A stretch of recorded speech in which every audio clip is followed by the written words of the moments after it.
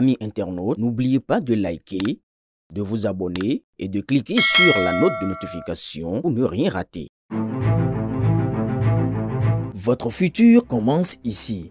Terrain à vendre dans la cité Toli. Vous rêvez d'un cadre de vie alliant calme et prestige?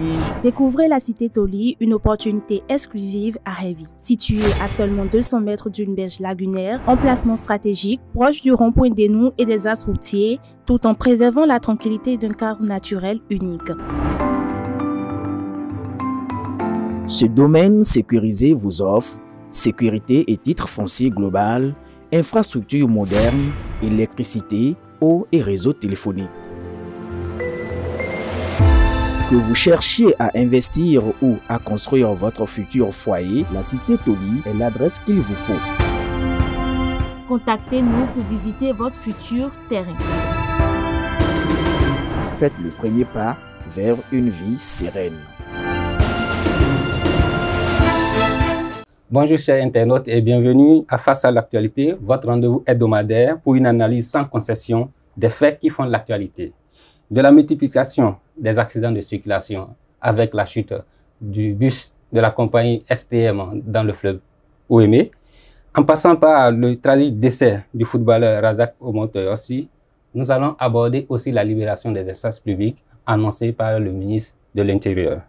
Pour débattre de ces sujets, j'ai le plaisir d'accueillir sur ce plateau deux éminents confrères, Amel Taillon, DP du quotidien Opinion aujourd'hui, et Ulrich Zinsou du Potentiel. Ulrich, bonjour. Bonjour, chers confrères, bonjour au DP en face de moi. DP, bonjour.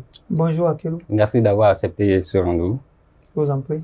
Avec vous, nous allons débattre de ces sujets que j'ai eu à annoncer. Et sans plus tarder, nous allons aborder l'événement tragique qui s'est passé au début de la semaine à travers la chute du bus de la compagnie, d'un bus, je dirais, de la compagnie STM dans le fleuve Ouémé.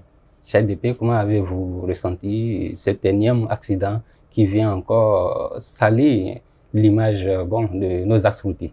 Vraiment, vous l'avez su bien dit, c'est un drame. C'est un drame, un énième drame sur nos routes béninoises.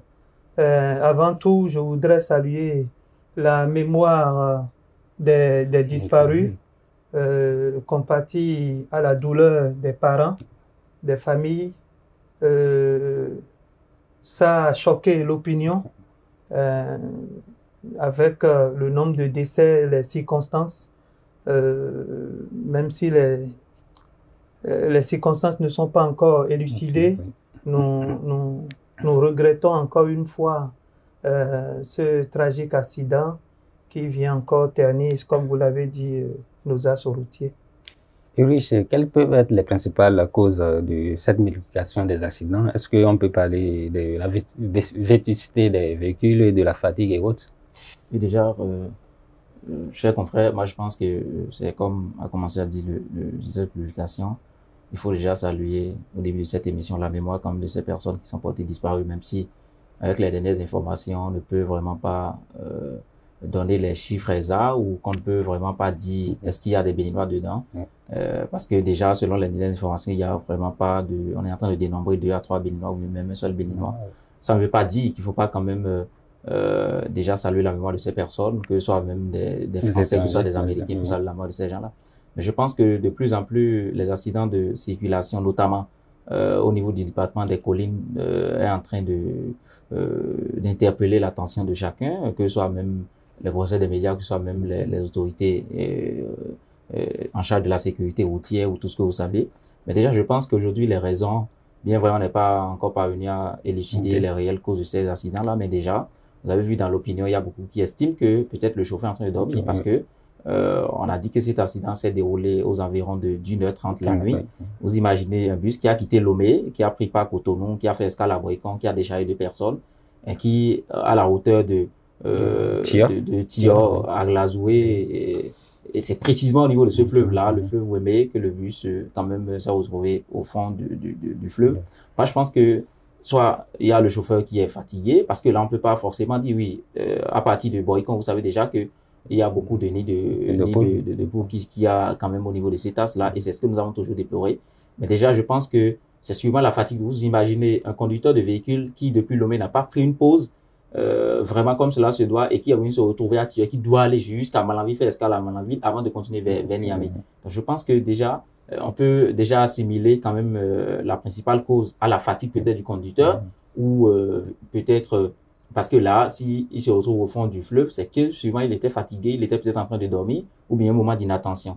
Et je pense que cela doit interpeller les compagnies de voyage à ce qu'il est important qu'il y ait au moins 2 à 3 chauffeurs à bord des véhicules parce que selon l'information, il y avait le contrôleur d'abord du véhicule, celui-là qui est en charge de diffuser les tickets, tout ce que vous savez, et également le conducteur. Un seul conducteur ne peut pas faire ce trajet-là aller jusqu'à Niamey. Il faut qu'aujourd'hui les compagnies puissent prendre les responsabilités qu'il faut.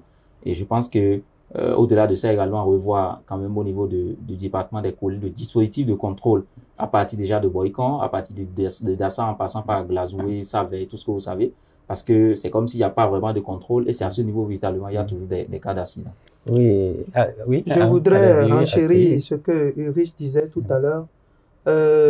D'abord, l'opinion d'aujourd'hui est catégorique.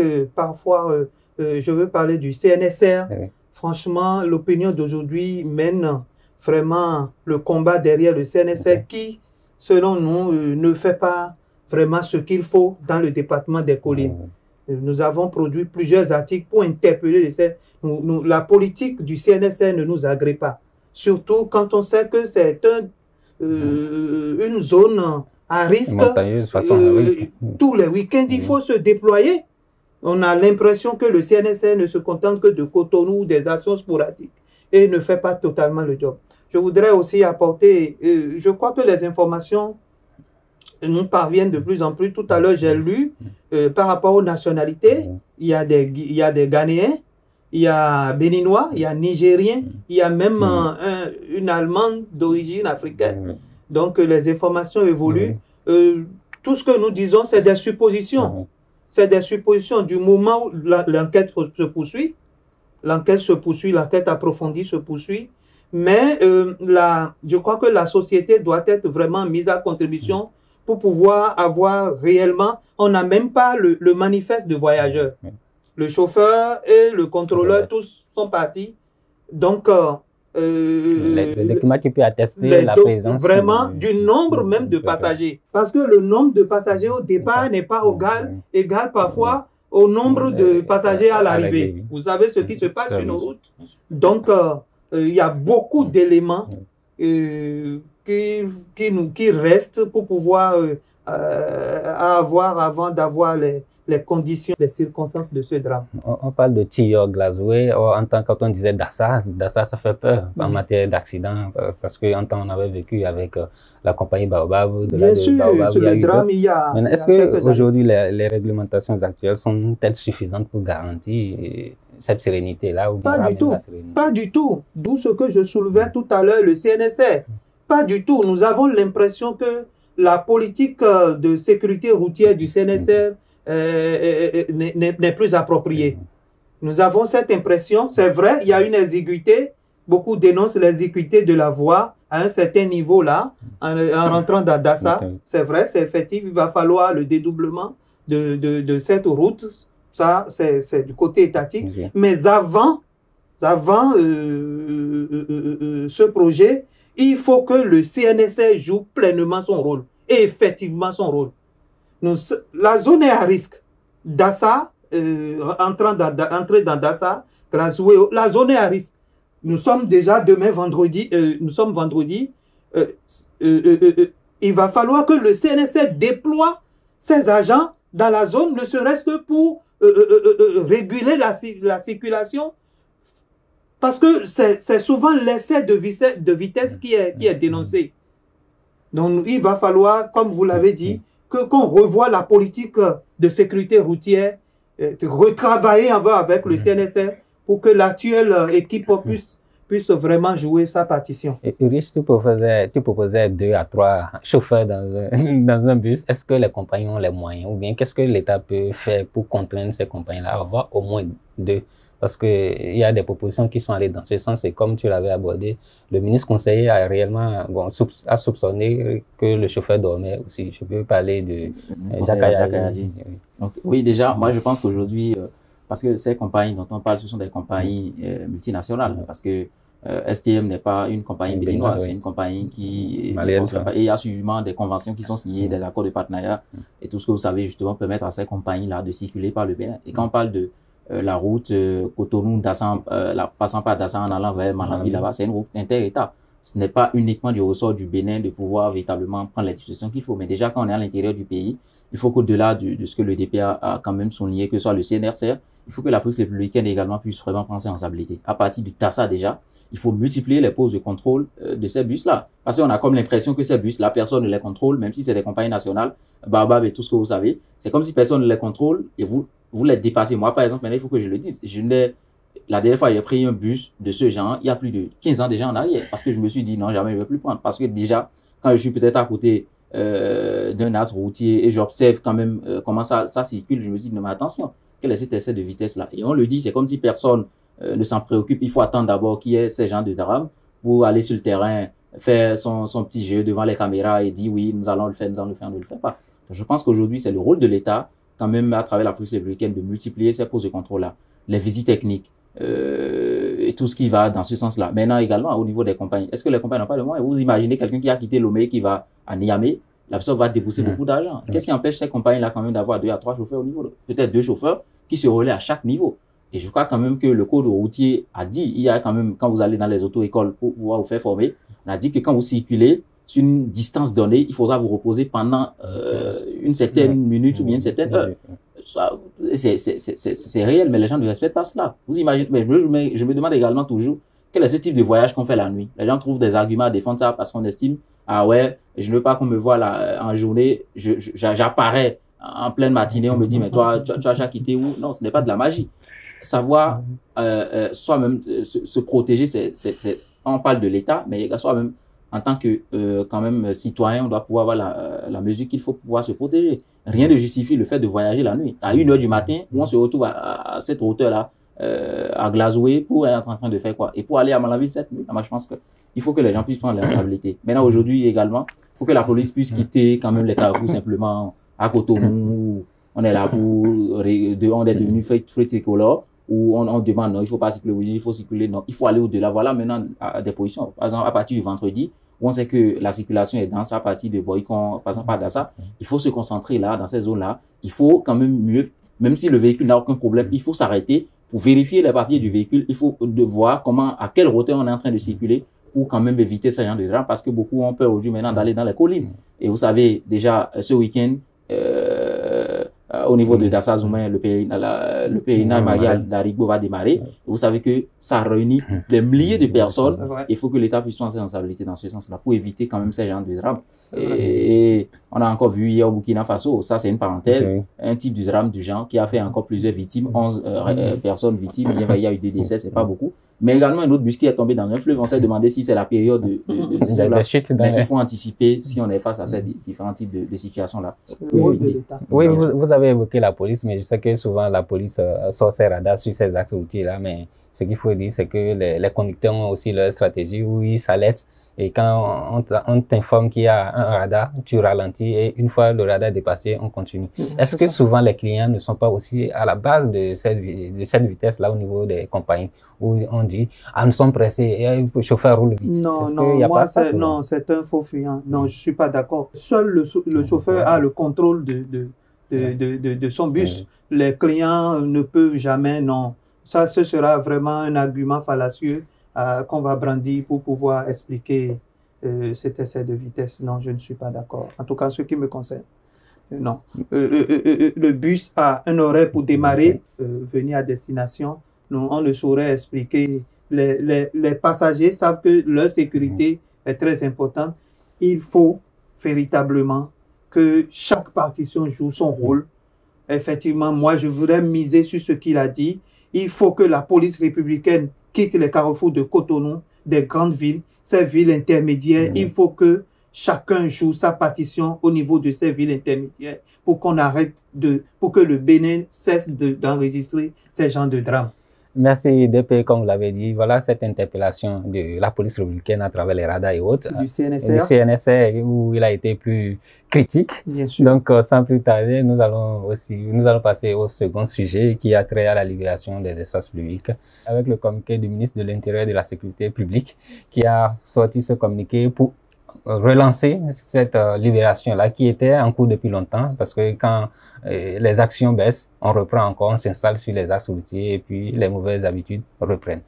Alors, DP. Oui, je suis tenté de dire déguerpissement acte 2. Oui. Nous l'avons connu, cette opération au début du mandat. Ça a fait grincer beaucoup de dents. On ne savait pas là où on allait. Aujourd'hui, maintenant, on a les résultats grâce à ce déguerpissement acte 1 qu'on a eu en 2016, non? Décembre 2016 déjà. Oui. Il y a eu déjà l'acte 1. Nous voilà maintenant avec Toboula en ce moment. avec Toboula, le préfet. Nous voilà maintenant en presque fin de mandat. Donc, cette opération a été encore lancée. Nous voyons déjà les affres. Hein. Nous constatons déjà que c'est effectif. Et, de là où on se trouve, les commentaires vont bon train. D'aucuns, c'est vrai, le gouvernement n'a pas donné les motivations de cette opération, mais bon, on se dit que c'est pour pouvoir protéger les infrastructures, l'asphaltage, tout ce qui a été fait pour rendre l'urbanisme, pour l'assainissement dans la ville.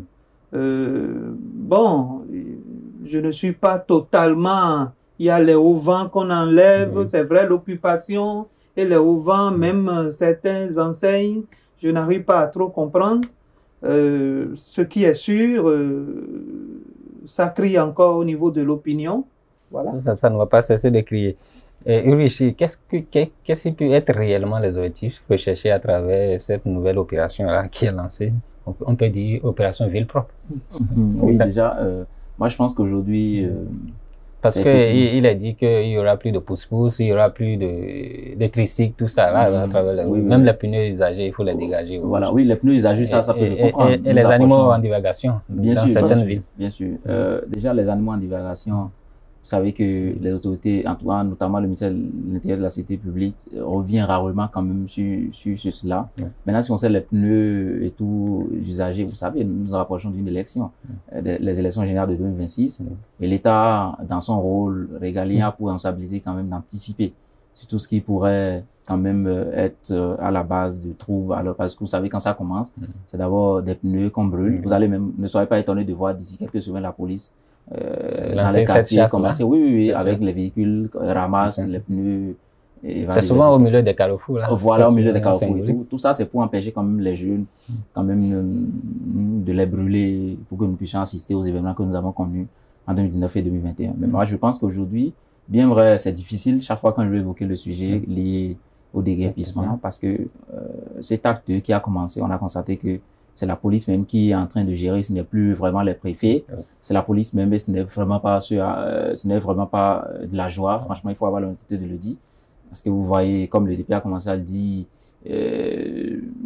certaines artères, certaines déventures, où on vient même jusqu'à casser, on voit des policiers qui sont, moi j'ai vu une vidéo des policiers qui sont carrément dans un mouvement de force, si je peux le dire, si je dis non. La police, dans son rôle, la police est amie avec la population. On ne veut pas venir dans une boutique où on utilise toute la force qu'il faut pour pouvoir casser et reconsasser. Non. Je pense qu'aujourd'hui, le rôle quand même de la police, c'est de sensibiliser à chaque population. Vous avez tel délai pour pouvoir dégager. Bien vrai, on sait que les populations sont dues d'oreille parce que déjà, ce qui a commencé depuis 2016, normalement, il y a beaucoup de non plus forcément devant les artères. Et c'est justement dans ce sens qu'il y a le projet asphaltage qui est en cours, mais il y a également les nouveaux marchés qui sont construits pour permettre aux gens d'aller vers ces marchés-là pour pouvoir trouver les places qu'il faut et vendre leurs produits. C'est difficile parce que beaucoup ne veulent pas forcément aller dans les marchés pour acheter. On préfère acheter au bord de la voie.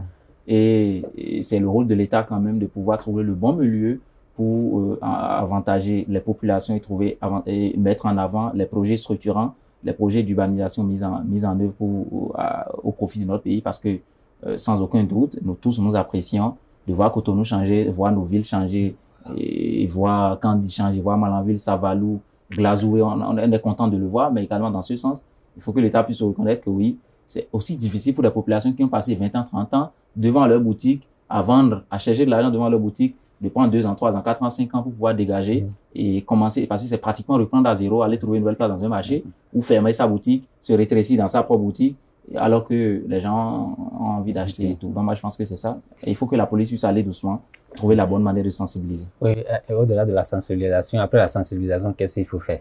Est-ce qu'il faut toujours continuer à sensibiliser? Oui, je voudrais aussi dire que s'il est vrai que le cadre de vie a changé au Bénin, que nous apprécions tous le niveau d'urbanisation de nos villes, pas seulement de Cotonou, il est aussi vrai que le Béninois, notre société, c'est le commerce de proximité.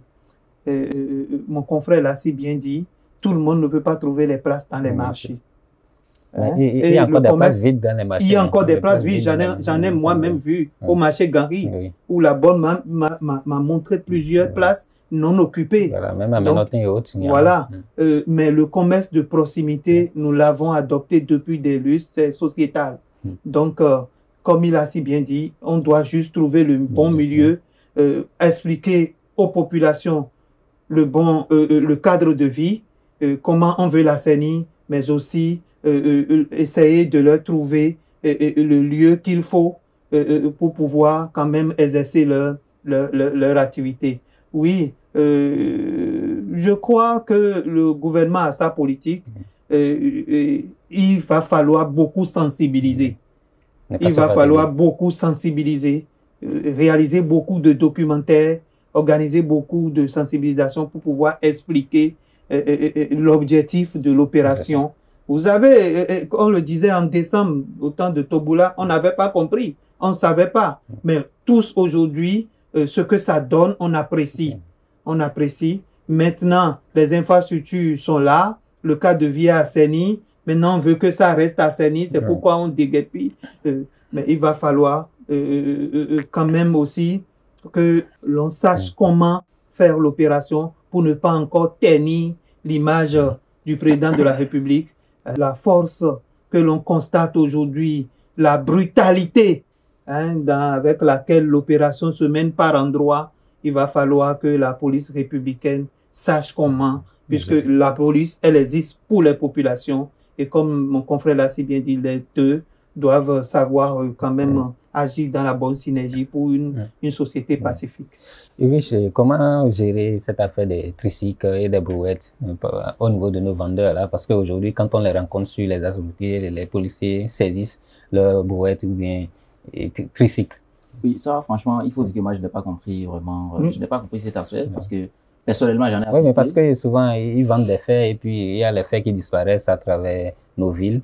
Ah et bon? donc, oui, c'est les vendeurs de faits et autres. Donc, mais au fond, je pense que il y a les uns, il y a les autres. Oui. Comme on a l'habitude de dire en langage vulgaire. C'est une seule tomate qui a tout. Oui, mais par exemple, moi, personnellement, j'en connais qui a l'habitude de venir au niveau de notre rédaction pour nous vendre, que ce soit chargeur, tout ce que vous savez. Mais un jour, il était venu sans rien, sans brouette, il dit, mais qu'est-ce qui s'est passé, mon ami? Il dit qu'on a acheté. Je dis, mais moi, personnellement, j'étais pas informé de ça. Peut-être que c'est un défaut d'information ou en tant que journaliste, je n'ai pas été informé du fait que oui, parce que les gens ont des brouettes, les gens ont des tricycles, il faut le saisir. Non. Si la police veut vérifier, que la police vérifie auprès de la personne pour voir. Ou bien, désormais, ne prenez plus par ces artères-là. Ou bien, désormais, voilà le couloir de circulation. On ne peut pas interdire aux gens de rester au bord de la voie, mais leur empêcher également ceux qui se promènent, ceux-là qui vont au contact de la population, qui vont au contact des clients, on ne peut pas les empêcher ça. Et il y a, quand vous savez, et moi je pense que c'est l'occasion de le dire, la police saisit quand même le matin ces gens-là, surtout ceux-là qui ne sont pas forcément des Béninois. Ils vont au niveau des commissariats, mais on ne met pas leur marchandise à leur disposition, où on demande d'amener CIP, demande de mener des démarches, on de payer, et ça les fatigue, parce que c'est des gens qui forcément ne maîtrisent pas le système de fonctionnement de notre police au Bénin. Et ça, c'est les décourage, ils n'ont forcément pas de meilleurs témoignages de notre police. Ah oui, ça devait pas être ça. C'est ce que nous avons dit sur le décrépissement tout à l'heure. Il faut qu'aujourd'hui, oui, on saisit vos biens, venez au niveau de tel commissariat, voilà la démarche à mener pour récupérer vos produits. Mais quand vous voit encore sur les artères, on va vous arrêter. Ou quand vous voit, on vérifie vos marchandises, on sent que vous n'êtes pas en train de vendre du fait. On sent que c'est pas telle chose. On vous donne la possibilité de circuler. Mais là, est-ce qu'on va aujourd'hui empêcher les gens quand même d'aller au contact encore de la population d'aller vendre? Moi, je pense que ça, surtout à ce niveau-là, il faudra revoir. Il faut saluer quand même l'audace qu'il y a, hein, au-delà de tout, il faut saluer le gouvernement pour l'audace, parce que nous approchons des élections, des gouvernements que nous connaissons ne vont jamais oser à quelques mois des élections pouvoir mener une opération de gens. Parce qu'on va vous dire, attention, les gens sont de parti. Moi, en tant que président Patrice Talon, même s'il doit proposer aujourd'hui un candidat, il faut que mon candidat ait la possibilité quand même d'être aimé par le peuple. Et vous savez que ces opérations ne sont pas des opérations d'amis, de charme. C'est pas des opérations de charme, voilà, merci pour le mot. Donc aujourd'hui, je pense que c'est des opérations de, oui, nous avons pour objectif d'assainir notre milieu, nous avons pour objectif de rendre plus beau notre cadre de vie. Et ça, c'est quand même de l'audace qu'il faut avoir l'honnêteté d'apprécier auprès du gouvernement, où on n'a pas mis quand même le côté politique, où non, on évite de le faire parce qu'on veut quand même avoir des électeurs en 2026. On le fait parce qu'on a un objectif pour notre pays, rendre le cadre plus assaini, plus sain et plus vivable à chacun et à tous. Ouais, je pense que, ce que je n'ai pas compris, moi aussi, j'ai pas trop compris le bien fondé de cette mesure. Du communiqué, oui, c'est pas précis. Oui, contrairement à mon confrère, moi j'ai entendu le gouverneur dans mon quartier qui a fait part du message du délégué. Tout habitant qui rencontre ou bien voir nos amis qui poussent de les arrêter, de les amener au commissariat. Mais ce que j'ai pas compris, et on vient de parler du cadre de vie, ils ont participé à l'assainissement du cadre de vie. Quoi que l'on dise, vous savez, le ramassage de la ferraille, des trucs plastiques et autres, ça a aussi participé de l'assainissement du cadre de vie. Au quartier à Kadjerou, on est là, on voit comment ils viennent fouiller les poubelles, enlever ces types d'objets. C'est l'assainissement ils ont participé, même s'ils cherchaient leur petit. Mais il y a eu, entre-temps, une mesure du gouvernement où on dit qu'on ne va plus vendre cet tas de ferraille à l'extérieur et que ce sera, mais qui sera chargé désormais de ramasser, du ramassage de cet tas de ferraille pour que la GDIZ utilise. Je n'ai pas compris. Qui sera chargé désormais? Puisque ça, ce sont des déchets que nous avons chez nous. À un moment ou à un autre, on veut s'en débarrasser. Et on appelle ces gens de trucs-là pour pouvoir aussi vider les maisons, nos chambres. Qui sera chargé désormais? Et cette mesure que le gouvernement avait prise, qui va maintenant ramasser cet tas de ferraille pour qu'on puisse envoyer à la GDIZ? J'ai vraiment pas compris cette mesure. Peut-être qu'au fil des jours, les autorités compétentes vont nous donner le bien fondé ou expliquer, ou nous donner maintenant le palliatif pour pouvoir vider ces types de déchets. Voilà. En attendant qu'on ait plus d'explications, peut-être que la SGDS serait en train de gérer et les gens iront là-bas de l'autre côté pour pouvoir trier, parce que ça ne sera pas une mince affaire. Vraiment, ça ne sera pas une mince affaire. On verra. Les autorités sont quand même interpellées afin d'expliquer de long en large, parce que le communiqué est sorti, il reste la sensibilisation, comme le disait Ulrich, pour que les gens puissent cerner le bien fondé de cette mesure-là, parce qu'on la salue, mais il faudra plus de communication afin que les gens puissent percevoir réellement l'utilité de ce qui est décidé.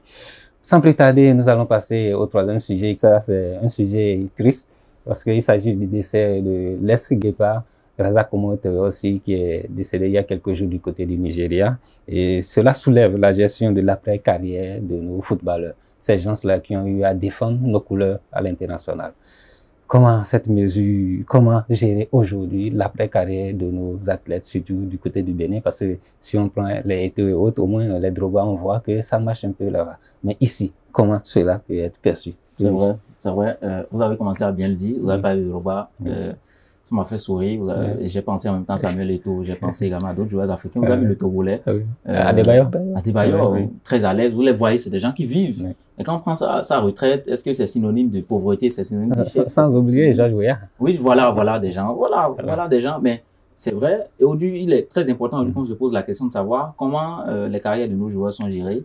Est-ce que c'est la faute à eux-mêmes? Est-ce que c'est la faute à l'État qui n'arrive pas à les accompagner comme cela se doit? On a vu fin juillet, le joueur Razak qui quand même a fait une vidéo à partir du Nigeria, qui a demandé de l'aide à l'État, qui a demandé de l'aide également à toute personne volontaire afin de l'aider parce qu'il a perdu sa maison dans un incendie, il a eu beaucoup de problèmes, sa soeur est décédée par la suite et tout ce qu'il a.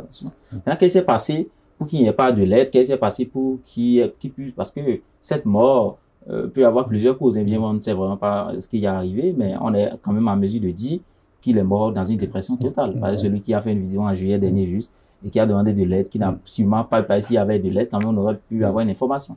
On vous dira que au niveau de l'État, il faut une procédure. On vous dira qu'au niveau de la Fédération de football, il faut une procédure. Il faut, mais on pouvait quand même anticiper sur beaucoup de choses, parce qu'après tout, celui-là a apporté beaucoup à notre pays en matière de football, en matière de révélation de notre football, la révélation quand même de notre effectif. Donc je pense qu'aujourd'hui, il y a véritablement des questions qui se posent. Vous avez vu du côté de c'est pas uniquement le football, du côté de la boxe, les autres disciplines. C'est comme ça, les gens, la dernière fois, le maire de Cotonou qui était obligé lui-même, de sa propre chambre, d'autres élus, quand même de pouvoir aider deux anciennes gloires. Deux anciennes gloires de la boxe. Donc, je pense qu'aujourd'hui, il faut que l'État puisse penser à mettre en place que ce soit un programme ou bien un fonds d'aide quand même à ces joueurs-là qui, après avoir participé à la révélation de notre pays, et je suis sûr que le gouvernement, quand même du président Patrice Talon, est sûrement en train de réfléchir dans ce sens, ou bien va trouver les voies et moyens de pouvoir mettre en place une dynamique du genre où tu es joueur, ou bien tu as une gloire, tu as pu quand même participer à l'une des équipes, tu as pu aider à un moment donné le pays. Il faut qu'on puisse mettre en place un fonds qui t'aide à pouvoir quand même faire face à cette difficulté à la fin de ta carrière. Je connais des pays où systématiquement quand ce joueur a fait une vidéo, un Béninois ou bien un compatriote peut se lever, lui offrir une maison, ou bien se lever, lui apporter de l'aide, ou bien l'État sans même au coup de... Parce que ça ne doit pas demander de procédure, ça ne doit pas demander de protocole. Où il faut dire, en attendant d'abord de faire tel document, il doit fournir tel dossier, il doit venir à Cotonou 10 fois d'abord, il doit venir à Cotonou 15 fois, il doit aller dans tel ministère. Non, je pense qu'aujourd'hui, il faut que l'État puisse penser vraiment à ça, parce que c'est pas la première fois qu'on assiste à ce type d'événement où on sent qu'il n'y a pas du tout une préparation de nos gloires, vous voyez, des anciennes gloires, qui quand même vivent dans une pauvreté extrême, précarité, dans des difficultés, qui ont des problèmes de santé, qui n'arrivent pas à se soigner et qui n'arrivent vraiment pas à s'en sortir. Est-ce que c'est un crime quand même de pouvoir défendre son pays à un certain niveau? Est-ce que c'est un crime de se donner, de se sacrifier quand même pour le drapeau national à un moment donné? Il ne faut pas que cela puisse décourager quand même les jeunes aujourd'hui que le gouvernement est en train de mettre en avant, qui sont formés dans les centres de formation où on a plusieurs stades qui sont construits. Il y a les classes sportives et culturelles dans les écoles. Elles ont fait tout ça pour former des gloires qui, après avoir joué pour notre équipe nationale ou une équipe nationale, n'ont plus la possibilité d'être aidés par l'État. Il faut que l'État aujourd'hui puisse prendre ses responsabilités. La Fédération béninoise de football, qui forcément n'a pas eu, même la Fédération n'a pas pu, à un moment donné, aider les Béninois à savoir si effectivement le joueur est bon ou n'est pas bon, c'est la nuit, on nous a balancé un communiqué là, où dit, ah ouais, on présente les condoléances. Vous avez vu le communiqué dans le fond et dans la forme. Ça n'a pas fait honneur aux joueurs. Razak ne méritait pas ça. Je suis sûr que le gouvernement, après ses vacances, va quand même pouvoir, parce qu'il reste à une famille, je vois 4 enfants, dont des jumeaux, sa femme qui est là également, et donc je pense que le gouvernement, après ses vacances, va sûrement quand même rendre hommage à ce joueur-là, qui à un moment donné nous a fait tous honneur, nous a tous rendus fiers. Depuis Riche l'évoquait après l'incendie de la maison de Razak, il avait fait cette vidéo-là, et ça a suscité même une conférence du côté de Saint-Eya, où les gens ont fait une conférence par rapport à la gestion de l'après-carrière de nos athlètes. Malheureusement, quelques semaines après, on assiste à... Il est parti. J'avoue personnellement que j'ai pas eu vent. En son temps, en juillet, moi, je n'avais pas vu la vidéo. J'ai vu la vidéo plus tard. Nous saluons aussi comme sa mémoire. Selon les dernières informations, il sera enterré aujourd'hui. Ça fait mal. Ça fait mal d'assister à cette forme de décès, que l'on veuille ou non, quelles les circonstances et autres, il est mort dans la dépression. Ulrich est idéaliste. Il est idéaliste en voulant que le gouvernement trouve de l'argent. Il n'a qu'à regarder les autres secteurs. Son secteur de journalisme, c'est comme ça. Hein? C'est le laisser pour compte. Donc, tu l'amènes à pêcher d'abord pour sa propre paroisse. Pour sa propre paroisse. De voir comment déjà lui, en tant que journaliste, ou ses aînés, comment ils trépassent aussi dans la précarité. C'est pareil dans toutes les disciplines. Mais il a dit quelque chose qui est très important, c'est de trouver un programme. Hein? De trouver un programme qui puisse accompagner déjà l'athlète ou le sportif dans sa carrière, pour lui montrer le bien fondé de l'après-carrière, pour qu'il puisse se préparer. Mais donner quelque chose, une pension, ce gouvernement, ou je ne sais pas quel gouvernement peut faire, mais au moment où l'athlète est vraiment dans le feu de l'action, qu'on l'amène dans ce programme à se préparer pour l'après-carrière. Et ça, c'est faisable. Ça, la fédération, une vraie fédération doit pouvoir le faire. Vous voyez, Razak est parti dans des conditions tragiques. La manière dans laquelle Razak est parti n'est pas bonne.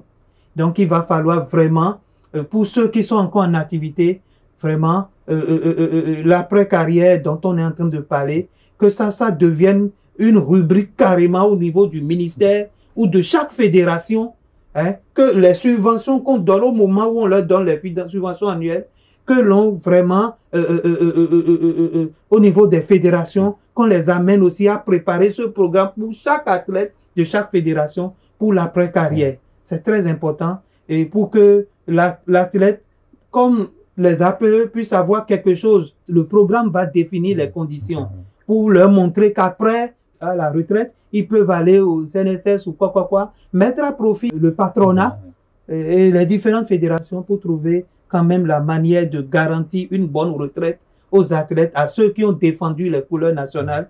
Hein. Sinon, assister à de tels drames aussi, c'est pas, ça n'honore pas le pays. Ça n'honore pas le pays. Il a si bien dit, le Togo a ses gloires qui vivent bien, la Côte d'Ivoire, le Cameroun, ainsi de suite. Et Razak, quand je vois même la presse internationale en parler, partir comme ça dans l'anonymat, et les conditions, on raconte même dans les écrits, ce drame, incendie, comme quoi la dépression, ça n'honore pas le pays. Ça n'honore pas le pays. Et même, je suis allé même sur des sites d'information nigériane, on est en train de condamner quelquefois le Bénin qu'il a délaissé au dernier moment. On l'a délaissé parce qu'il n'a pas aussi honoré les couleurs nigérianes, vous voyez, et on se demande qu'est-ce que le Bénin lui a fait. C'est ça surtout, ce que vous n'avez pas, le revers de la chose. On se dit qu'il a défendu les couleurs du Bénin, donc le Bénin n'a qu'à l'assister. Hein? Et malheureusement, Ulrich l'a aussi dit, sous d'autres cieux, des bonnes volontés sauraient déjà aller à son rescousse, à sa rescousse. Vous savez, c'est la morosité économique au Bénin. Personne ne veut afficher sa richesse. Personne ne veut montrer qu'il veut aller sous menace de telle ou telle chose. Donc, il est parti comme ça, sans aide, sans élan de solidarité. C'est dommage. C'est dommage. Au-delà de la reconversion qu'on peut solliciter au niveau de ces athlètes-là ou bien de ces anciennes gloires, de la formation, est-ce que souvent il ne faut pas aussi un suivi psychologique? Déjà, les préparer psychologiquement afin qu'ils puissent savoir que ça ne serait plus ces énormes sommes-là qui gagnent. Oui, c'est un autre monde qui commence. Ouais, je pense que un accompagnement psychologique, mais je pense qu'un joueur qui est sérieux, qui est une gloire, qui est sérieuse envers elle-même, peut déjà recruter pour apprendre un psychologue. Ça, ce n'est plus forcément de la responsabilité de l'État. Parce que, vous savez, nous sommes dans un pays où chacun prend soin de soi, de lui-même. Hein. Personne ne veut te calculer. Et tu es dans un club où, bien vrai, dans les clubs développés, il y a quand même des psychologues liés à chaque joueur ou bien un psychologue commun qui accompagne chaque joueur. On te prépare même, on t'aide même à préparer ta retraite, comme le disait le DP.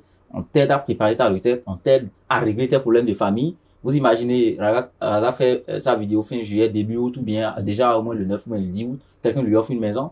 C'est sûr, même s'il c'était prévu qu'il meure à cette date-là, il va mourir dans la gloire, il va mourir au moins dans la joie, parce qu'il sait qu'au moins ses 4 enfants, sa femme, vont trouver là où ils vont rester. Il est parti sans savoir où est-ce que sa femme et ses enfants vont rester. Il est parti, et peut-être que c'est ce qu'il a pu construire, ce qu'il a pu avoir comme bijoux, comme trophée durant toute sa carrière. Il est parti en sachant que ça n'existe plus. Donc, il est parti dans la dépression. Donc, je pense qu'aujourd'hui, il faut vraiment un accompagnement psychologique. Mais ça, c'est forcément pas la responsabilité de l'État. Il faut quand même que chaque joueur puisse quand même savoir que dans les pays comme le Bénin, personne ne te calcule. On a vu dans les autres disciplines, comme le DP le disait, mais également quand on prend les autres pays comme la Côte d'Ivoire, comme ça le dit, vous avez vu Samuel Eto'o au Cameroun, nous avez vu Didier Drogba, des gens qui vivent très bien. Samuel Eto'o, personne, on peut pas parler aujourd'hui quand même de tout ce qu'il a. Maintenant, qu'est-ce qui empêche nous, nos joueurs au Bénin, qu'est-ce qui empêche les gens comme Stéphane Sessegnon, qui, si ce n'est pas les Guépards qui ont joué, c'est pas le champion national, j'ai encore sur son actualité dernièrement, rien. Mais vous voyez un Samuel Eto'o, par exemple, maintenant, qui a fini de jouer, qui est à la retraite depuis plusieurs années, mais qui est encore très actif au niveau de la fédération, actif au niveau de l'actualité, actif partout. Donc, moi, je pense qu'est-ce qui empêche aujourd'hui nous, nos joueurs? Est-ce que c'est parce que l'État n'est pas prêt à les accompagner? Parce que, au gamin, autour, c'est parce que les gens ont les possibilités étatique. C'est-à-dire l'État leur offre des possibilités où on les aide à pouvoir s'affranchir, on les aide à pouvoir refaire surface au niveau de la scène nationale. Donc je pense qu'aujourd'hui il est important quand même de faire ce travail-là. Également, il faut que au niveau des fédérations, les fédérations puissent savoir que il n'y a pas quand même d'histoire liée à une discipline, que ce soit le football ou bien le hand ou bien le basketball, sans ses gloires. Vous avez cette c'est une fierté de le voir venir suivre en direct le championnat national, venir à la cérémonie. On a Michael Poté la dernière fois qui était à la cérémonie de remise de cérémonie de distinction, je crois, des meilleurs de l'année organisée par le ministère des Sports. Donc je pense qu'aujourd'hui, il y a également d'autres joueurs qui arrivent à pouvoir faire surface. Il faut qu'aujourd'hui les joueurs, au-delà de tout ce qui se passe, puissent savoir que après avoir joué pour leur pays, ils ont également pour responsabilité d'accompagner la nouvelle génération. Et c'est le rôle de l'État de prendre soin d'eux en faisant d'eux des bijoux, des trophées, et de les célébrer de leur vivant, et de leur vivant. Pour aller plus vite aussi, je voudrais un dernier mot. L'autre structure qu'il faut interpeller aussi dans cette affaire-là des athlètes, c'est l'association des anciens joueurs. Il y a ce type d'association, non? Ça a disparu. Romiad Bokor en est le président. Oui, c'est toujours là. C'est là. Oui, c'est là. Que fait cette association? Que fait cette association des anciennes gloires, d'anciens footballeurs pour assister et l'autre chose, les athlètes, ils sont en activité, ils n'ont qu'à penser à développer d'autres compétences à la fin de leur carrière sportive, d'autres compétences pour pouvoir vivre, pour pouvoir continuer à s'en sortir dans la société. C'est très important. Investir dans d'autres domaines. Dans d'autres domaines. Tout le commerce. Je suis sûr qu'il n'a pas, notre cher ami de regretter mémoire, il n'a pas pensé à ça, il n'a pas fait ça. Et dommage. Le temps est déjà écoulé. Merci à nos invités pour la richesse de leurs analyses et la pertinence de leurs propos. Nous avons tenté de soulever des questions essentielles et apporter des éclairages nouveaux sur ces différents sujets, tout en souhaitant nos vives condoléances à ces disparus. Ce n'est pas tout, mais nous aurons l'occasion de revenir sur ces sujets-là dans nos prochaines émissions. Mais d'ici à là, portez-vous bien, prenez le rendez-vous du prochain numéro et rendez-vous la semaine prochaine pour d'autres sujets, même heure et même studio. À bientôt.